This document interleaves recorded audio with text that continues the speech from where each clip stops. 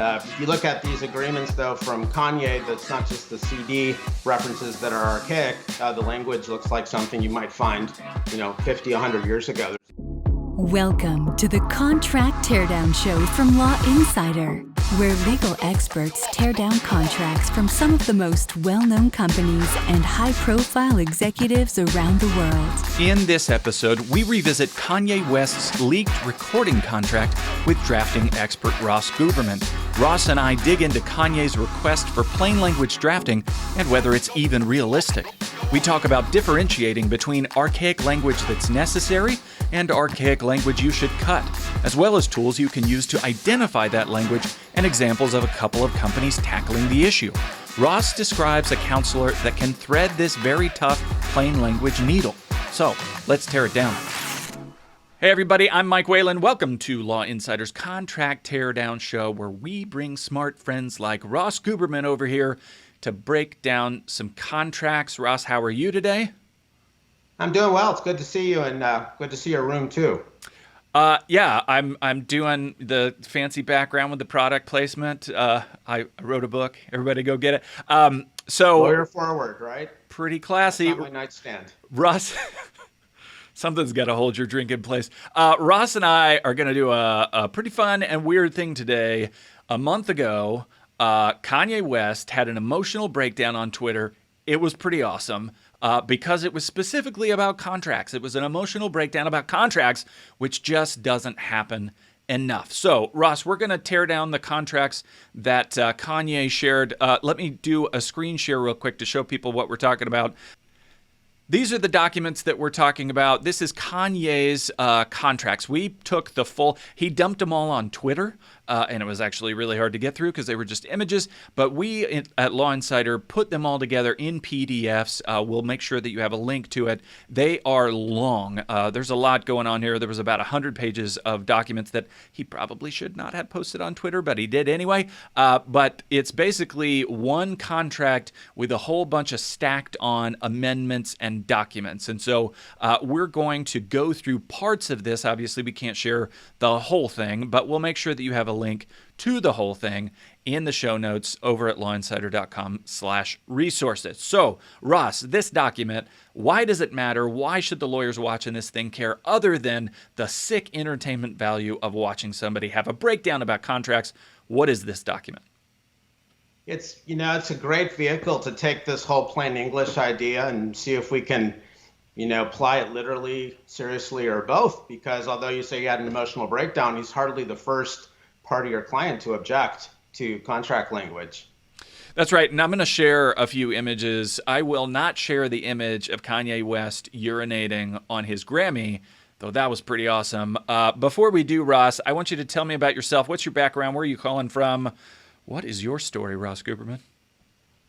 Yeah, so I'm the president of Legal Writing Pros. So I've been doing workshops and consulting on all different aspects of lawyer writing and judicial writing for a couple of decades now. And this sort of juncture between functional language and legal language is my sweet spot. And although I didn't start my career with contract language, I've certainly immersed myself in it. So this is right up my alley, and I'm calling from the Capitol, right outside the Capitol in Northern Virginia. I realized after I got dressed to have our conversation that I'm wearing the shirt that apparently everyone in D.C. wears. I didn't know this was a thing, but apparently it's a Twitter meme. So I apologize to both of you D.C. people watching, you meme creators, but you look a little too hip to be from D.C. though. I'm wearing too the fashionable. Wearing the shirt. So let's talk a little bit. I'm going to give people a little bit of background on the Twitter, rant about contracts.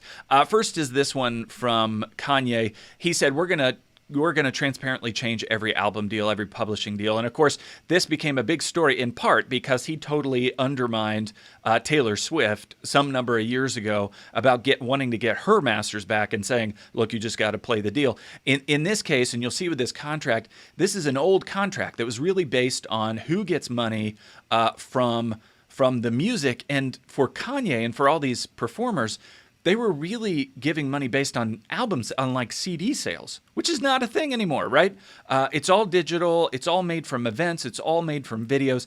And they stack this money in a very beneficial way to the label because the way artists make money totally shifted. And so Kanye is at this point where he's like, dude, I've got to have some other ways to make money. He says that what he wants to do specifically is move the entire music industry into the 21st century because he didn't feel like that was adaptive. And the reason that it applies to us is this awesome tweet that all the lawyers got excited about, where he says the first thing that changes about record deals is actually lawyers. We need plain English contracts. A lawyer's role is to improve deals, not charge for contracts we cannot understand or track. Let's rewrite the deals to be understandable from first read. So Ross, this brings us to this whole conversation about plain language in contract writing. You've been dealing with this for a while. Tell me what people are talking about. Is this realistic to even talk about plain language in contract drafting? Yeah, I mean, it's obviously a common plea, not just from Kanye West, but from all sorts of, staid business executives too. There's been sort of a push and pull over the decades. People have been complaining about contract language for longer than either of us has been alive, of course. But there is some movement, especially in the tech industry, also consumer-facing companies, some movement, and then a little bit too in the more staid commercial world. If you look at these agreements, though, from Kanye, that's not just the CD references that are archaic. The language looks like something you might find, 50, 100 years ago. There's even a reference to a so-called PDF. I guess the first agreement in the series was around the time PDFs were new. And the whole thing does feel very, very dated and remote. Yeah, I can see why he was upset. The King James Bible of contracts, of record deals. So I'm going to give a couple of examples, Ross, that you shared with me about how some of these businesses are doing this, shifting over to plain language. The first is this one from LinkedIn. It's an exclusion of liability. It shows this sort of left to right setup. On this exclusion of liability document, you got a bunch on the left and a very short sentence on the right. What am I looking at here, Russ? So you're looking at a movement that started when those Capitol Hill hearings with the tech companies were in the news. So you're seeing some attempt by LinkedIn. Facebook did something a little bit different, but along the same lines to keep the language the lawyers want on the left, and then on the right, either introduce the topic or the issue that the provision covers, or in some cases actually rewrite it in plain English, as we're discussing. So that's the kind of thing you see in a lot of consumer-facing agreements these days, especially with these tech companies that are under the gun. Well, and here's another one from LinkedIn, this sort of two-column setup in the license image. So tell me, is the language on the right, is this incorporated in any way? Is this part of the contract, or are they saying this is a separate thing? We're coloring pictures for you so you understand what's happening here. Yeah, this is a big issue. You can imagine the anxiety the in-house counsel have, right? They don't want what's on the right to somehow control what's on the left, just as people don't want headings in contracts to have meaning as well. So the fine print, so to speak, does exclude the rewrites on the right, but it's all too new to know whether in any kind of dispute that language would actually be entered as evidence, right? It'd be a little bit difficult to argue that, well, what we said the provision means is not what it means. But again, too new to know how that would play out. Well, and on that, one more example of an experiment before we get to Kanye's and trying to create this answer, his call for plain language. This GE image, they seem to be experimenting a bit, again, with changing the language. Is this different than the LinkedIn attempt? Yeah, exactly. I think this is also, frankly, probably closer to what somebody like Kanye West could demand. So there's this GE Aviation series of rewritten contracts. It's actually gotten a lot of press. Harvard Business Review did a big piece on it. And the general counsel of that division really took this whole plain English thing seriously instead of just giving it lip service, and actually redid a lot of their commercial agreements. So as you can see, this is quite different from what LinkedIn's going to do. The goal is not the same. You're not trying to make it really friendly for consumers, but you are trying to make it friendly for business people while still preserving, as you can see in the rewrite, most of the actual terms of art. It's a little, some people would say, well, you don't want to mess around with indemnification. But in this case, it seems close enough to the original to be faithful legally while still being understandable. And according to the general counsel, it's worked wonders. So it's cut down on negotiation time and led to better deals.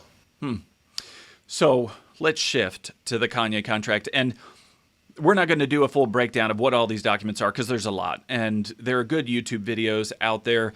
Broadly, what I'll say is there's this really weird profit sharing structure with these deals because what the record label will do is say, we get our money, then we take expenses out, then you, Kanye, get your money. Normally, it's sort of reversed. You take expenses out, and then people are sharing what's left. So one of Kanye and all musicians' big beef is that essentially the artists are paying for production of music videos. They're paying for all of the promotion of music videos and concerts because it's coming out off the top. But first, the record label's getting their money. So we want to talk briefly about this profit-sharing piece, this image here, because there's a lot of language that might lead to artists not understanding that they're getting into that pretty crappy deal, honestly. So talk to me about this profit-sharing piece. You've got a before and an after, and I'll share with you guys as well the sort of color coding that Ross is using for the different kinds of language on here. So tell me about this before. What are you seeing?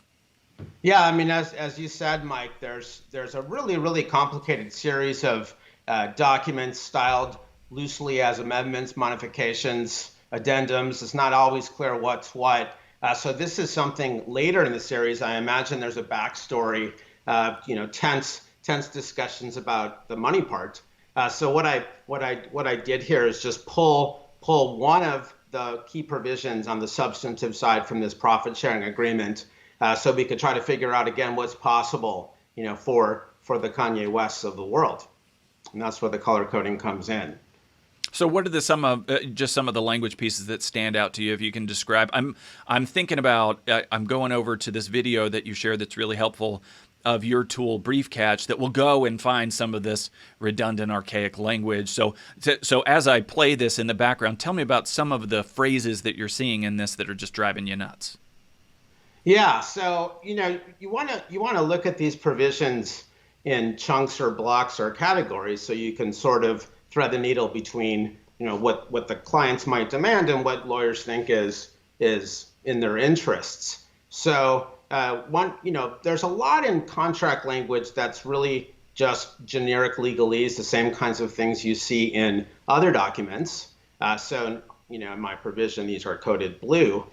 Brief Catch is picking up on a lot of those. But then I've also indicated which provisions are really in the realm of contract lingo or contract law. And we have to be very careful, of course, translating things like provisos, like provided, however, that, and dealing with shall and the like. So the rest, if it's not in one of those categories, it's either an industry term of art or just normal English, talking about finance or recording. So the blue, the kinds of things Brief Catch picks up as well. There's a lot we can do. And then on the contract lingo, contract language side, we approach it differently, but there's a lot you can do there, as the GE Aviation example has shown. So then talk to me about this after. I'm looking at the after version of the profit sharing agreement. This first sentence, you're still seeing, first of all, the first sentence is 6 lines, right? Like you've got a complicated sentence with clauses. You've got defined terms of art in there. In your estimation, does this thread the needle of checking the legal boxes, but also being plain enough? I guess my question is, could Kanye read this, do you think? Yeah, Kanye could read this. I remember the general counsel of GE Aviation said, a 12th grader or teenager should be able to read this. I think that's probably not happening even for the GE Aviation contracts, nor is it really realistic here. But the defined terms, this is conventional. We don't want to completely revolutionize everything. They're necessary because of this intersecting set of agreements, right? You need to have some consistency. Try to keep that in there. while still, again, capturing the legal, like the truly contract law based elements of the original, the proviso, the preemption, the classic for the avoidance of doubt, and so forth. Trying to preserve all that, but not going so far as to worry about sentence length, just for the sake of sentence length, right? You want to make sure everything is understandable, but you don't want to take related phrases within a provision and just willy-nilly break them up into multiple sentences the way you might in a brief. Right. So let's take another example from the Kanye contract. This is the Def Jam amendment. I'm seeing a lot of these highlights. I've got blues and I've got reds. Notwithstanding anything to the contrary contained in the recording agreement. I've got the word shall a couple times promptly. What's the language that stands out to you as particularly harmful to the understanding of the parties, which is really what a contract is supposed to do, right? Yeah, you really hit the nail on the head. It's unfortunately the words and phrases that are operative too, right? So notwithstanding anything to the contrary, the shall problem, using shall for both obligations and future events, words that seem familiar like promptly or that have, a legal layer, causes there not to be. I mean, this is classic, completely unnecessary, archaic language you see in a lot of commercial agreements. So those are the impediments, right? The rest, though, is either just plain generic legalese like hereinafter referred to, or to the extent that we can easily change because there's no special contract law layer there, or actually concrete things that are understandable like sixth album recording fund. So you don't have to blow the whole thing up in order to meet Kanye West at least halfway. Yeah. I like the phrase sufficient monies. That's the name of my new band. It's sort of a... If it hasn't been taken, yeah, I don't know. An interpretive ska band. Yeah, I'm going to have to look for the domain name. Well, I'm looking at the after, and, it's shorter, which tells me something about the utility of cutting these bits of archaic language. Tell me how this is more understandable, again, for someone, not a 12-year-old, but someone like Kanye in the decision-making phase. So one thing going on here is trying to track chronology in the real world, right? So here's an amendment. This is what we're going after. This is the situation we're in. And we want you to know, even if the recording agreement to you indicates something else, this is what's going to happen. You're going to sign the amendment. We're going to deduct $1 million. We're going to pay that to you. And then if there's some kind of a difference between that amount and the recording costs, now we know where the funds will come from. So it's practical in the sense that it's tracking reality while still hopefully remaining faithful to the original. I mean, there are lots of issues in the original that many entertainment law specialists would probably argue over, which actually brings up another issue: is this plain English movement really just for the clients, or are you actually uncovering some conflicts or ambiguities or vagueness or nonsensical expressions altogether in the original, if you're challenging yourself to put them in terms normal people can understand? Well, and on that, I sort of want to get to principles, to things that lawyers can learn from this example, which is really the purpose of this show. One seems to be this issue of I've got to check some legal boxes, right? If I'm the lawyer, there are terms of art, there are archaic phrases that for this to be legally binding, for me to stay out of trouble, need to be in there. But there's also the issue of this is supposed to represent a meeting of the minds, and clearly there are artists signing these things that don't know what they're doing. So if I'm a lawyer and I'm negotiating with another side, and you're very practical about these things, like although the plain language movement is nice in theory, you got to negotiate with somebody else who might like that archaic language.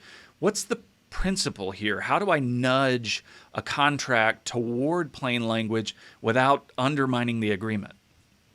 Yeah, I think part of that is really bracketing off, just as you were saying, words and phrases that a lawyer knows have substantive value, right? So you don't want to run around changing materiality. You don't want to change reasonable efforts, right? You don't necessarily want to rewrite the word severable. I mean, there are many words and phrases that do need to remain intact because the risk of trying to translate them informally into common terms is much bigger than any benefit. So you keep those. And then you also, of course, in your sector or industry, want to keep those terms of art as well. So, we know recouped doesn't mean the same thing in the record business that it means in normal English, right? So we don't want to change recouped because now we would be not faithful to the substance. So I think when you tell lawyers that you can be, part of the plain English movement while still, of course, using your good sense and keeping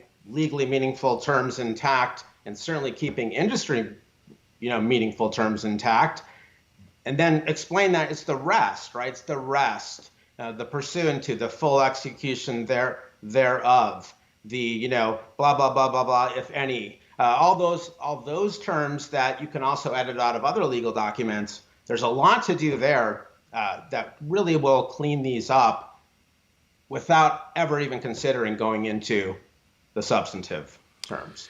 Yeah, I sort of feel like the conclusion for me from this, and this probably isn't a popular take, is that the issue here was not necessarily that he had to do the beautiful mind thing and put documents all over the place with strings attaching them in a great conspiracy or whatever.